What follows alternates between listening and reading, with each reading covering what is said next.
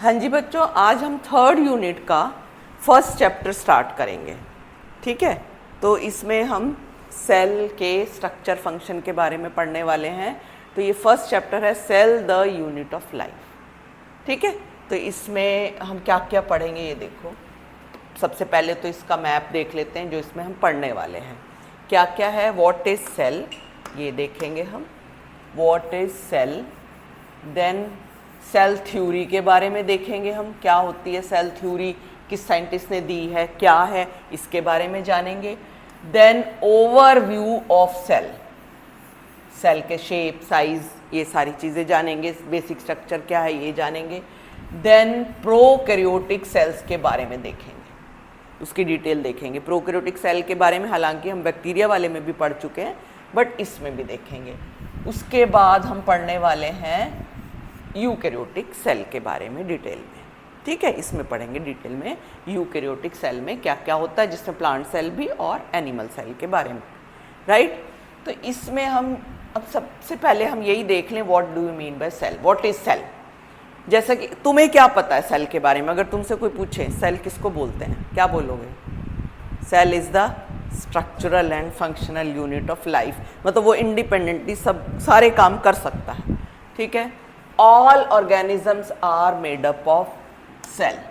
Right, सारे जितने भी लिविंग ऑर्गेनिज्म हैं, यूनिसेलर है या मल्टीसेलर है, प्रोकैरियोटिक है या यूकैरियोटिक है, सब सेल के ही बने हैं।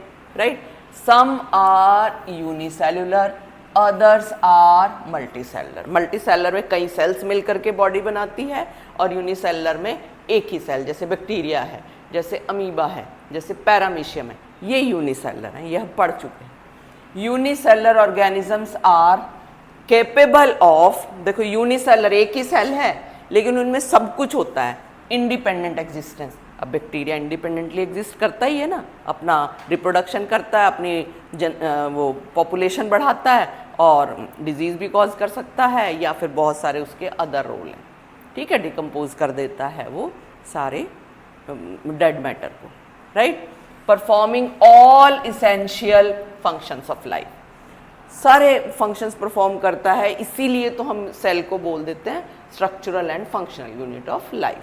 ठीक है, hence cell is the fundamental structural and functional unit of all living organism. अगर आपको डेफिनेशन आए तो ये लिखोगे, fundamental structural and functional unit of all living organism. ठीक है, ये लिखेंगे। अब उसके बाद हम देखते हैं इंपॉर्टेंट डिस्कवरीज। इसमें से कुछ दी हुई हैं एनसीईआरटी में, कुछ मैंने अपनी तरफ से लिखी हैं। एंटोन वॉन लीवनहुक ने क्या डिस्कवर किया सबसे पहले? लाइव सेल, ये पढ़ा हुआ है ना तुमने, एंटोन वॉन लीवनहुक ने किया। देन रॉबर्ट हुक ने क्या डिस्कवर किया? Dead cell of cork. Robert Hooke ने dead cell of cork discover किया था। रॉबर्ट ब्राउन ने न्यूक्लियस किया। रॉबर्ट ब्राउन, न्यूक्लियस पता होना चाहिए, ये नेक्स्ट ईयर भी आएगा। पुरकिंजी ने किया प्रोटोप्लाज्म। पुरकिंजी एक साइंटिस्ट का नाम है, प्रोटोप्लाज्म। और हक्सले ने ये बताया कि protoplasm is the physical basis of life. Protoplasm, cytoplasm, physical basis of life. जितनी भी एक्टिविटीज़ होती हैं लाइफ की, वो सारी कहाँ पर होती हैं? प्रोटोप्लाज्म।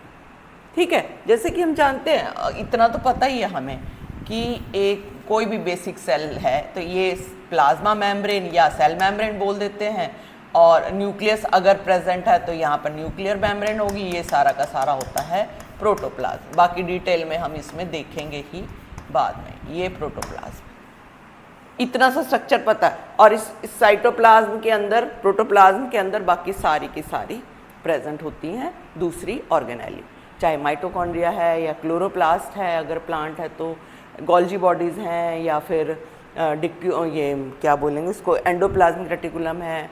ठीक है, और पढ़ेंगे सारे डिटेल में पढ़ने वाले हैं। करेक्ट है, करेक्ट है। चलो अब हम देखते हैं सेल थ्योरी। ये बहुत इंपॉर्टेंट पार्ट है, इसमें से क्वेश्चन आता ही है तुम्हारे लिए। तुम जैसे 11th में स्कूल में भी डालते हैं 2 मार्क्स का क्वेश्चन या इस तरह के, ठीक है।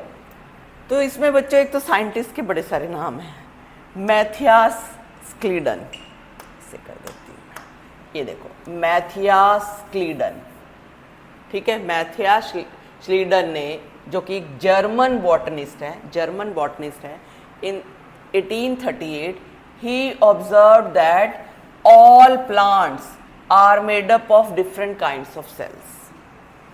उसके बाद आया नेक्स्ट साइंटिस्ट है एक और, Theodor Schwann, a British zoologist.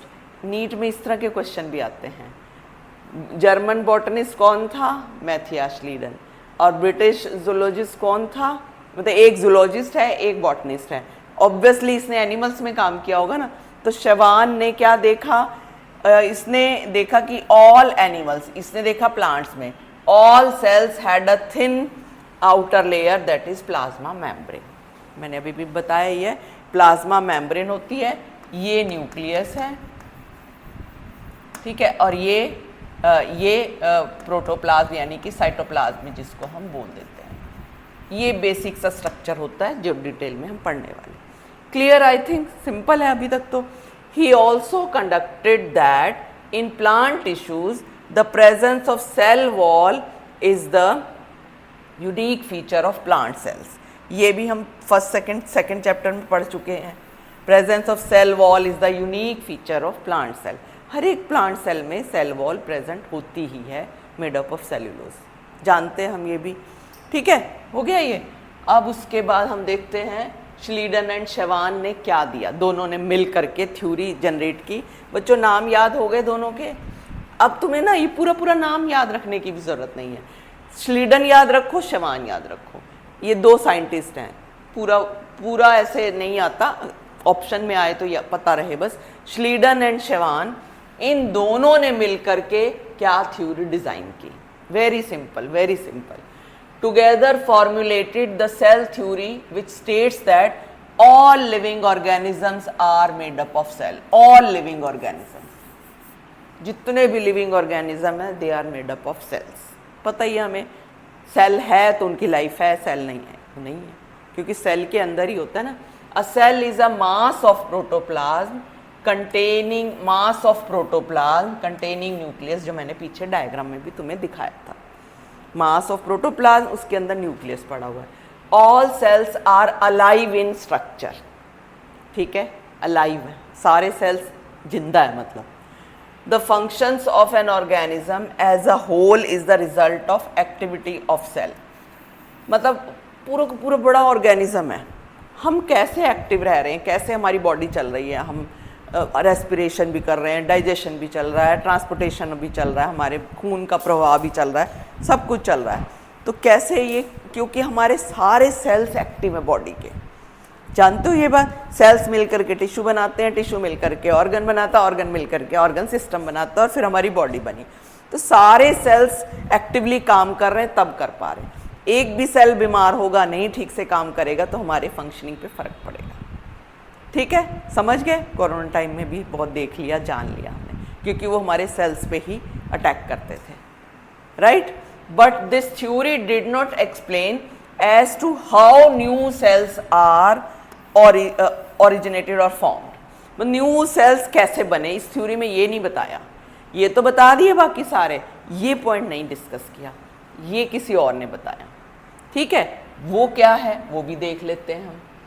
Rudolf Virchow in 1855 first explained that cells divided and new cells are formed, cells divided, ये ध्यान रहे, and new cells are formed from pre-existing cells।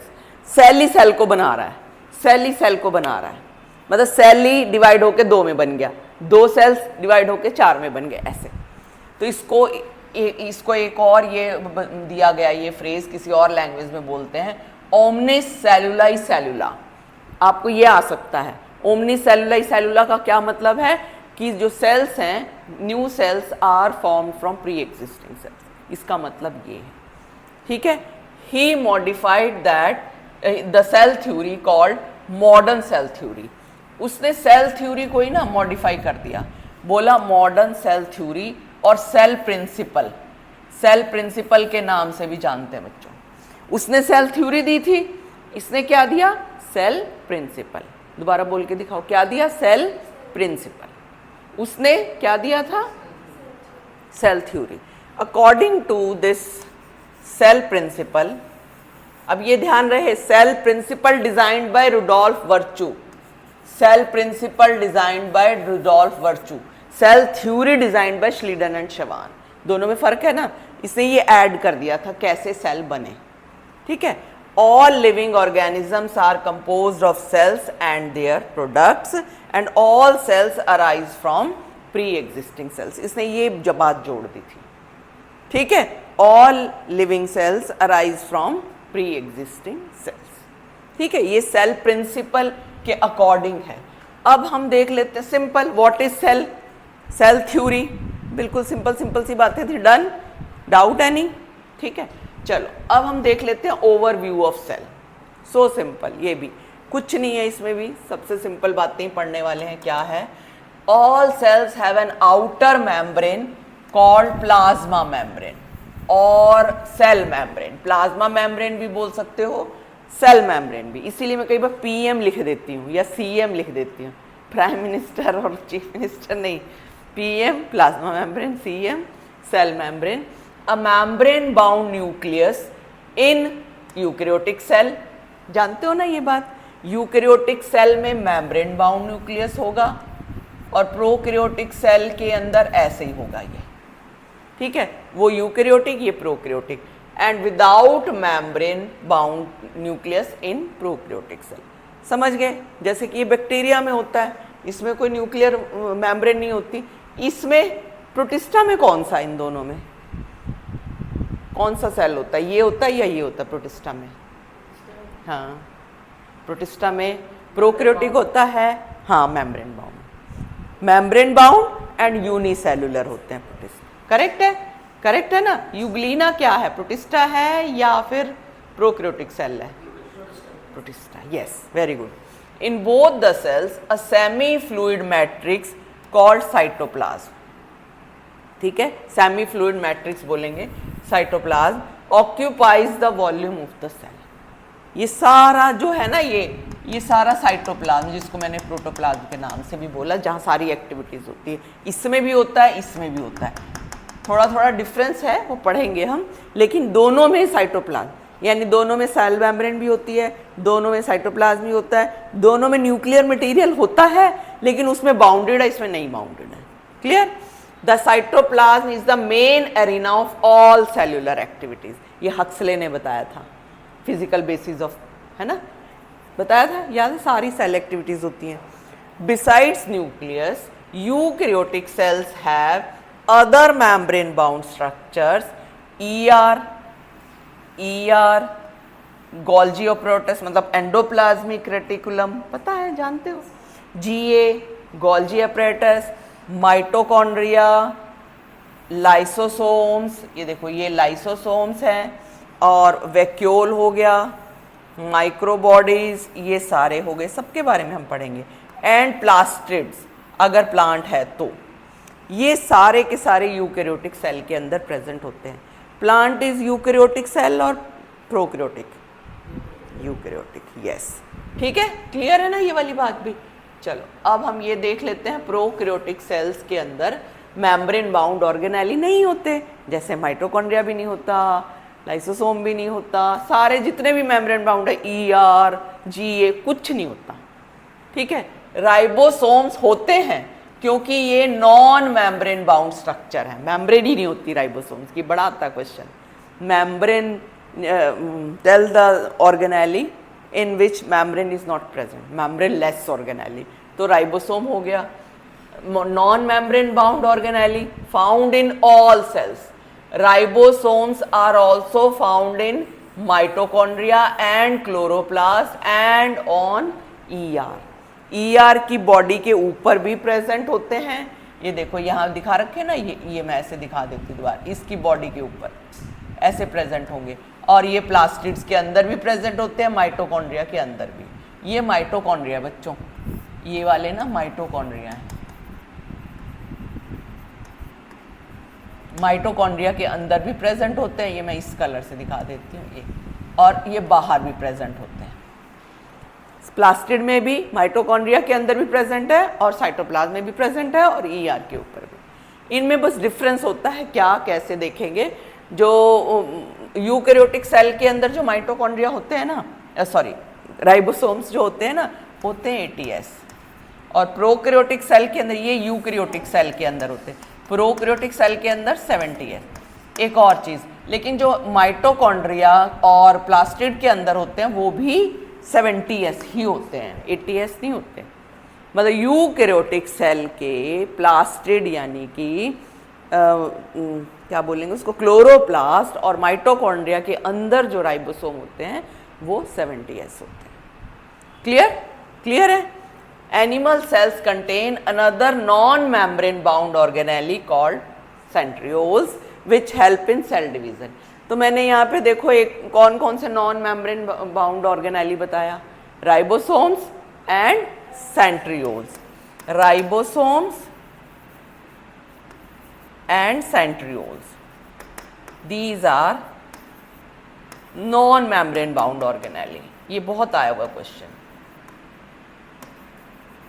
non membrane bound organelles।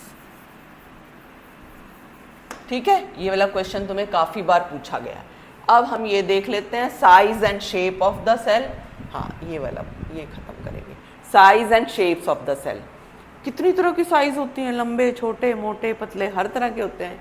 Sales differ greatly in size and shape and activities. ठीक है, size smallest cell, माइकोप्लाज्मास आप पढ़ चुके हो, 0.1 centimetre micrometer इनका साइज है, जानते हो ये बात। फिर बैक्टीरियल सेल इससे थोड़े से बड़े होते हैं ये भी छोटे, लेकिन स्मॉलेस्ट में आप स्मॉलेस्ट मोनेरन भी क्या बताओगे, माइकोप्लाज्मा बताओगे। ठीक है, स्मॉलेस्ट ये क्या बोलेंगे उसको, हम क्या बोलेंगे, प्रोकैरियोटिक सेल। हाँ, स्मॉलेस्ट प्रोकैरियोटिक सेल भी माइकोप्लाज्मास बताओगे, और वॉललेस भी होते हैं, ये भी बात ध्यान रहे। और माइटोकॉन्ड्रिया का साइज ये है, बैक्टीरियल सेल का साइज ये है। Largest cell egg of the ostrich and longest cell neuron nerve cell, जानते हो ना ये एग ऑफ ऑस्ट्रिच काफ़ी बड़े बड़े एग होते हैं, और ये नर्व सेल हमारा लॉन्गेस्ट है। ठीक है, human RBCs are 7.0 micrometer in diameter and shapes disc like भी हो सकते हैं, पॉलीगोनल भी हो सकते हैं, कॉलुमर भी हो सकते हैं, ये मैं दिखा देती हूँ तुम्हें, क्यूबॉइड, थ्रेड लाइक और इवन इरेगुलर। ठीक है, shapes also very with function they perform, very भी करती हैं, जैसे WBC की शेप चेंज हो जाती है जब उनको कोई बैक्टीरिया पकड़ना हो, बैक्टीरिया पे अटैक करना हो तो ऐसे करके पकड़ के मार देते हैं। ठीक है, ये है। तो पहले ये वाला डायग्राम देख लो, ये तुम्हारी NCERT का डायग्राम है बच्चों। ये देखो, ये बैक्टीरिया का साइज है, ये माइकोप्लाज्मा यानी PPLO का साइज है, और ये वायरसेस के साइज है, ये वाला। ये थोड़ा और बड़ा कर देती हूँ, ये देखो, दिख गया, दिख रहा है, ये बैक्टीरिया का है, और 10 to 20 माइक्रोमीटर कोई भी एक टिपिकल यूकैरियोटिक सेल का साइज। तो इसमें से क्वेश्चन आ सकते हैं आपको, साइज पे भी आ सकते हैं। ये किसका है इतना साइज, PPLO का है, यानी कि pleuropneumonia like organism mycoplasma. Correct, इसमें से इस तरह के क्वेश्चन आएंगे और कुछ नहीं। और ये वाला जो है ये तुम्हें दिखा रखे हैं अलग अलग, आरबीसी का राउंड और बाइकनकेव, और WBC के तो चेंज होते रहते हैं इसमें। और ये कॉलुमर एपिथेलियम, लंबे लंबे सेल्स हैं, और ये है नर्व सेल दिखाया हुआ एक, और इसके ऊपर से दिखाया हुआ पूरा एक जोन होता है, वैसे वो दिखाए इसमें। मतलब इतना अच्छा डायग्राम नहीं है, हम पढ़ेंगे इसको कैसे हैं। अच्छा, ये ट्रकीड है, इलोंगेटेड है, और ये मीजोफिल सेल्स है, राउंड एंड ओवल कह सकते हैं, ये ट्रकीड्स हैं। ठीक है बच्चों, तो ये तुम्हारा सेल का बिल्कुल जो इजी से थे वो ख़त्म हो गया। अब आगे जो हम पढ़ेंगे ना, वो पढ़ेंगे यूकैरियोटिक सेल और प्रोकैरियोटिक सेल के बारे में। Right, any doubt? ठीक है, थैंक यू।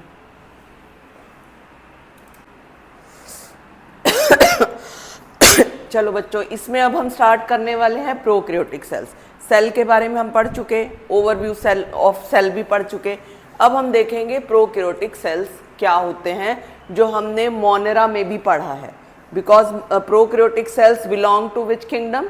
Monera, right. तो इसमें क्या क्या आता है पहले ये देखो, इसमें आएगा, जस्ट अ सेकेंड, हाँ, bacteria, blue green algae and mycoplasmas, which are also called as pleuropneumonia like organisms, and they are smaller, multiply more rapidly than eukaryotic cells. जैसे हमने पढ़ा है बैक्टीरिया का ही जो रिप्रोडक्शन टाइम है वो 20 to 30 मिनट्स है एक सेल के दो बनने में, right. So they vary greatly in shape and size, right, and shapes of bacteria. इसमें मोनेरा वाले हम पढ़ चुके हैं इसको भी। Again these are bacillus means rod like, coccus means sphere circle like, circular, and vibrio comma like, and spirillum spiral like, right. These 4 types of bacteria and organisation is basically similar. सबका जितने भी prokaryotic cells होते हैं सबका organisation same होगा। All prokaryotic cells have cell wall around cell membrane except mycoplasmas. इनको छोड़ के बाकी सब में सेल वॉल प्रेजेंट होती है। And fluid matrix in cell is cytoplasm, हर एक सेल के अंदर, ठीक है। ये देख सकते हो एक बेसिक स्ट्रक्चर, सेल वॉल सबसे बाहर, उसके अंदर सेल मेम्ब्रेन, ये हम देख सकते हैं ये सेल मेम्ब्रेन है, ठीक है, ये सेल मेम्ब्रेन, और ये साइटोप्लाज्म है, और ये जो है ये न्यूक्लियर मटेरियल है बीच में जो देख रहे हो, nuclear material which is called as nucleoid, not surrounded by nuclear membrane, and this is a circular structure, extra chromosomal structure called as plasmid, right. ये जरूरी नहीं है कि प्रेजेंट होता है बैक्टीरिया के अंदर, कुछ में प्रेजेंट है, इसके बारे में भी हम देखेंगे आगे। स्मॉलर स्ट्रक्चर है, सर्कुलर डीएनए है, ये अपना मल्टीप्लाई करता है, ये अपना मल्टीप्लाई करता है, इसमें इसका कोई रोल नहीं है मल्टीप्लाई करने में। इसका आगे हम पढ़ेंगे, बायोटेक्नोलॉजी में रेवोल्यूशनरी रोल है, कैसे है क्या है, नेक्स्ट ईयर डिटेल में है तुम्हारे, right. No well defined nucleus, मतलब न्यूक्लियर मेम्ब्रेन नहीं प्रेजेंट है। Genetic material not bounded by nuclear material, this is called as nucleoid. हम क्या क्या बोलेंगे न्यूक्लियर मटेरियल को, ये देख लो बच्चों, न्यूक्लियोइड भी बोल सकते हैं, प्रोक्रोमोसोम भी बोल सकते हैं, जीनोफोर और सर्कुलर क्रोमोसोम, और सिंगल क्रोमोसोम, मतलब नंबर ये देख लो कितना है, सिंगल, क्योंकि इसके अंदर कोई होमोलोगस क्रोमोसोम्स नहीं है, कोई नंबर नहीं, जस्ट एक न्यूक्लियर मटेरियल है, बस सिंगल है, ठीक है। तो अगर आपको पूछा जाए ना how many chromosomes are present in bacteria, तो कितने बताओगे? 1, ठीक है, कितने बताओगे? 1। In many bacteria outside the genetic material have smaller circular DNA called plasmid और एक्स्ट्रा क्रोमोसोमल डीएनए। ये जो दिख रहा है ना, this is extra chromosomal DNA plasmid. Bacteria with plasmid show unique phenotypic characters that show resistance to antibiotics. जिनमें ये present है वो एंटीबायोटिक्स के प्रति रेजिस्टेंस शो करेंगे, right. They are not sensitive to antibiotics, तो एंटीबायोटिक्स उनको किल नहीं कर सकती, मतलब ये है। अब हम देखते हैं cell envelope and its modifications, ठीक है। सेल एनवेलप मतलब सेल की कवरिंग के बारे में देखेंगे एक बार हम। Most prokaryotic cells, particularly bacterial cells, have a chemically complex cell envelope, complex cell envelope which consists of a tightly bound 3-layered structure. बच्चों ये ध्यान रहे, ये 3-layered structure है। outer called as glycocalyx, middle called as cell wall and inner cell membrane। 3 हो गए। अगर inner to outer पूछा जाए, cell membrane, cell wall, glycocalyx, पढ़ चुके हैं हम पहले भी, है ना। each layer of the envelope perform distinct function but they act together as a single protective unit. ये है हमारी, ये मतलब ये एक प्रोटेक्टिव यूनिट का काम करेगी, बैक्टीरिया को फ्रिक्शन से बचाएगी, बैक्टीरिया की हर कंडीशन में, हर तरह की अनफेवरेबल कंडीशन है या कुछ भी है तो वो इसको प्रोटेक्ट करके रखेगी। On the basis of difference in cell envelope, bacteria are of two types, gram positive, gram negative। ये भी तुम मोनेरा वाली उसमें वीडियो में देख सकते हो दोबारा दोनों में क्या डिफरेंस है, राइट। तो ग्लाइकोकैलिक्स में बी लूज शीथ और थिक लेयर। अगर लूज शीथ है तो बोलेंगे स्लाइम लेयर, अगर थिक लेयर है तो बोलेंगे कैप्सूल। ठीक है, तो ये डिफरेंस है दोनों में। अब देखते हैं हम स्ट्रक्चर, इसको भी हम रिपीट ही कर रहे हैं बच्चों। Cell wall determines the shape of the cell and provides support and prevents from collapsing. Rigidity provide करता है ये सेल को। And plasma membrane is semi permeable in nature and is similar structurally to that of eukaryotes. तो plasma membrane same है उसमें भी इसमें भी, दोनों में, प्रोकैरियोट में भी और यूकैरियोट में भी, राइट। अब इसका स्ट्रक्चर देख लेते हैं, ये हम जानते हैं वैसे तो, इसमें क्या है कैसे है, इसका स्ट्रक्चर देखो क्या है। इसमें देखो हमने पढ़ा 3 प्रोटेक्टिव लेयर्स होती हैं। सेल मेम्ब्रेन एक तो हमने देखा, ये देखो सेल मेम्ब्रेन ब्लैक वाली नजर आ रही है, उसका सेल वॉल ये ग्रीन वाली, फिर ये ग्लाइकोकैलिक्स, इन तीनों ने मिलकर के बना दिया सेल एनवेलप। आपको क्वेश्चन में बहुत बार पूछा जाता है सेल एनवेलप में क्या क्या होता है, तो हमें ये जरूर ध्यान रखना है एक ग्लाइकोकैलिक्स भी आएगा। अगर इसके बारे में ये भी दे रखा, अगर ये थिक है तो क्या बोलेंगे ग्लाइकोकैलिक्स को, क्या बोलेंगे कैप्सूल। अगर ये थिन है तो क्या बोलेंगे स्लाइम लेयर, राइट। और ये हो गया न्यूक्लियोइड, और ये साइटोप्लाज्म है, ये है plasmid if present, then long flagellum, short pilus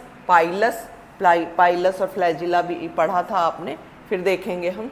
इसके अलावा on inner side of plasma membrane there are respiratory enzymes and the inner side becomes folded at some places forming mesosome, right, and 70s ribosomes are present and these are tubules are present, which tubules provide structure to the cell, mechanical strength to the cell, right, clear है ना।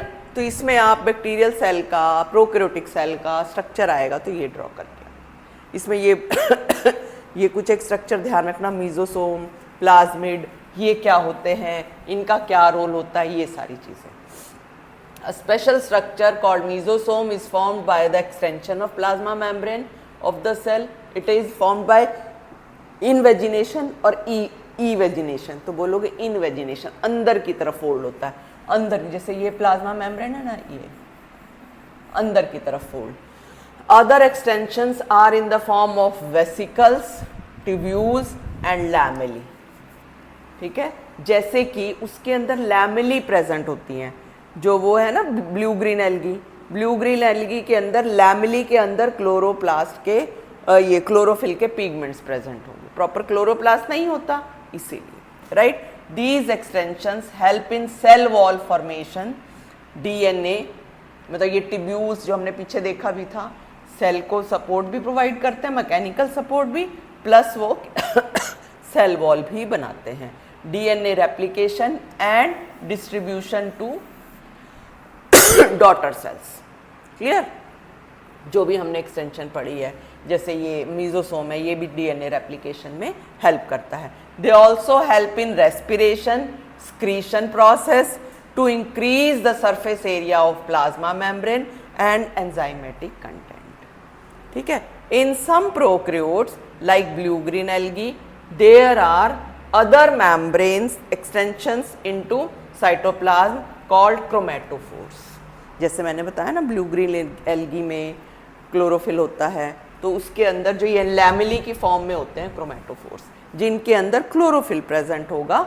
ठीक है, pigments like chlorophyll, ठीक है, blue green है तो blue pigment भी present होंगे, फाइकोसाइनिन जैसे, राइट। चलो, bacterial cells may be motile और non motile. If motile they have flagella and flagellum has 3 parts, filament, hook and basal part, filament, hook and basal body.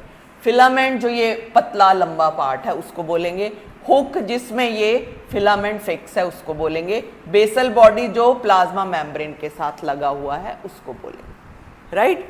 And besides flagella, pili and fimbriae are surface structures but not for motility. Flagella के अलावा मैंने बताया तुम्हें Pillai present होते हैं, fimbriae present होते हैं जो सरफेस स्ट्रक्चर है, मोटिलिटी में हेल्प नहीं करते ये। Pili are tubular and fimbriae are bristle like, ये देखो छोटे छोटे ब्रिसल्स की तरह होते हैं। अगर मैं बोलूं ऐसे देखो, ये मान लिया बैक्टीरिया है, ठीक है, तो ये जो ब्रिसल्स की तरह है ये है पिल्लाई, ये है, ये पिल्लाई है सपोज, ये ऐसे, और ये फ्लैजिला, समझ आ गई ना। तो ये ब्रिसल्स की तरह हैं and they are known for attachment to the substratum और टू रॉक इन स्ट्रीम्स, मतलब कहीं से चिपक के बैठ जाते हैं वो, किसके थ्रू, फिम्ब्री और पिल्लाई के थ्रू। मोटिलिटी में कौन हेल्प करता है, फ्लैजिला, ठीक है, वो मोटाइल स्ट्रक्चर है। फिम्ब्री और पिल्लाई जस्ट उसको किसी भी सबस्ट्रेटम के साथ अपने आप को चिपकाने के लिए। क्लियर, क्लियर है ना ये चीज। नाउ राइबोसोम्स, अब राइबोसोम भी प्रेजेंट तो हैं बट दे आर 70s, मैं शेयर कर दूंगी बेटे पूरा folder. In prokaryotes, ribosomes are associated with plasma membrane of the cell. Clear? Right? They are associated with plasma membrane of the cell and they are about 15 nanometer to 20 nanometer in size and they are made up of two subunits, 50s and 30s. Combined मिलकर के बन जाएगा ये 70s। Eukaryotes में होता है 80s, 60s plus 40s उसमें eukaryotes में, तो ये कंबाइन होकर के इसका सेडिमेंटेशन कॉफिशिएंट कम हो जाता है, इसीलिए 70s। ठीक है, क्लियर है। एस मीन्स सेडिमेंटेशन कॉफिशिएंट और on the name of scientist Svedberg unit, Svedberg scientist का नाम है, right. Ribosomes are the sites of protein synthesis, ये इसका रोल है, ये हम उसमें भी पढ़ेंगे।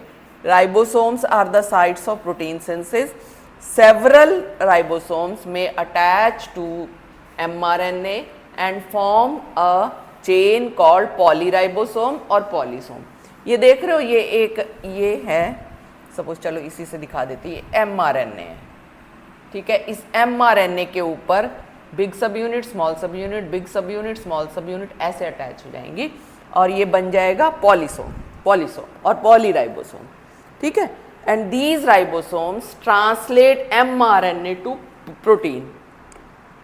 ये लिखा यहाँ पे एक लाइन में है ना, इसका पूरा एक बड़ा टॉपिक है 12th क्लास में कि कैसे ये प्रोटीन सिंथेसिस करते हैं mRNA की हेल्प से, और ये साइटोप्लाज्म के अंदर जो ये पड़े होते हैं राइबोसोम्स, उनकी हेल्प से कैसे ये प्रोटीन में कन्वर्ट होते हैं, ये वाला टॉपिक हम पूरा पढ़ने वाले हैं, ठीक है। अब उसके बाद है इंक्लूशन बॉडीज। हमने ये तो देख लिया कहाँ कहाँ कैसे प्रेजेंट है, क्या है। इसके अलावा होती हैं inclusion bodies. In prokaryotic cells reserve food materials are stored in the form of inclusion bodies.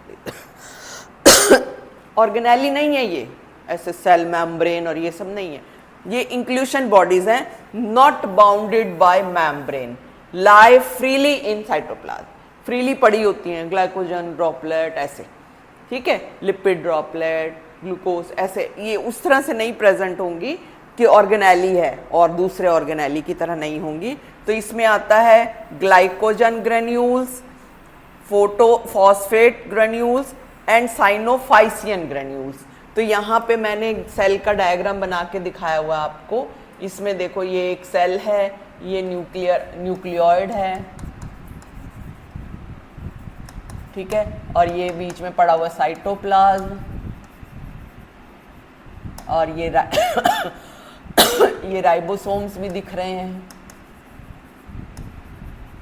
ठीक है, और बाकी सारा और बाकी नहीं दिखाया मैंने, और जो भी प्रेजेंट होगा इसके अंदर, सिर्फ तुम ये याद रखो, इसमें ज़्यादा ऑर्गेनेली तो वैसे भी नहीं होते, राइबोसोम्स होते हैं, साइटोप्लाज्म के अलावा राइबोसोम या फिर क्रोमेटोफोर्स प्रेजेंट होते हैं ब्लू ग्रीन एल्गी में। और ये हैं सारे के सारे, क्या है बताया मैंने, inclusion bodies, glycogen granules, phosphate granules and cyanophycean granules. ठीक है, इसके अलावा कुछ में गैस वैक्यूल्स भी प्रेजेंट है, ब्लू ग्रीन में, purple and green photosynthetic bacteria के अंदर गैस वैक्यूल्स प्रेजेंट होंगे। ठीक है बच्चों, डन, समझ आ गया ये? तो इसके साथ ही तुम्हारा ये प्रोकैरियोटिक सेल खत्म होता है। इसके बाद हम पढ़ेंगे यूकैरियोटिक सेल। ठीक है, थैंक यू।